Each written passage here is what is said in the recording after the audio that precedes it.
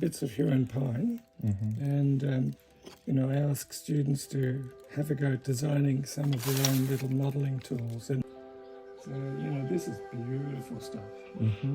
The grain in this is just so close. The tools that they use down in Kyushu, they're called a tongue tool, Australian desert oak. Well, I think this one's actually one called Gidgee.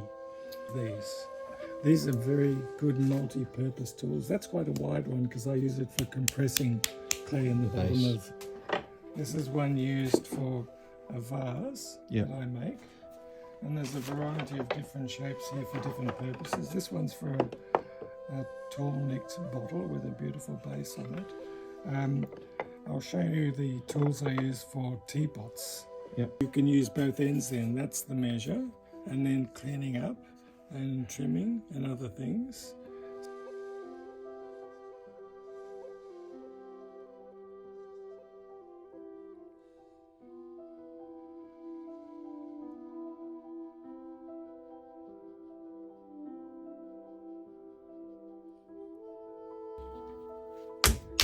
When you throw off the hump, you need something like that. This one's a mixture of Japanese porcelain and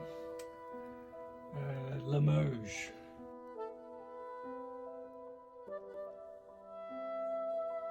The amount of clay you really need. Here's an example of what I'll have a go making. There's a porcelain bowl. The initial throwing tool, it has a beautiful wide curve on it. And then this one, it's polished right back so it's like glass, and it's just an edge, it's a finishing tool.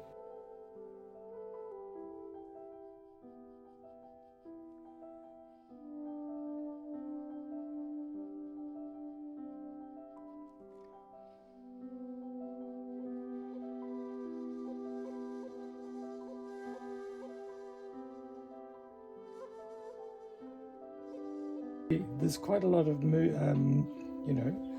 you can see the slip and everything else on the inside, but a lot of that will disappear when I use this one.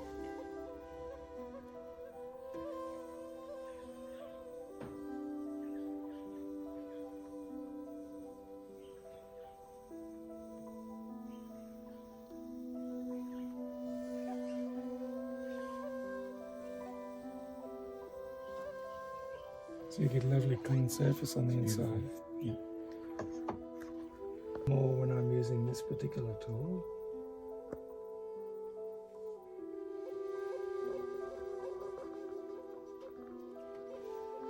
You see how close we are now.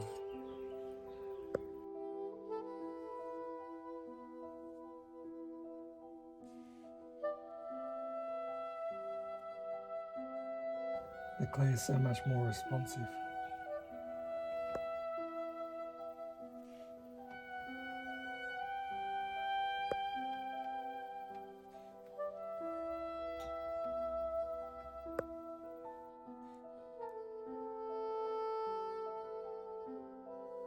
This shows you what we can do with this.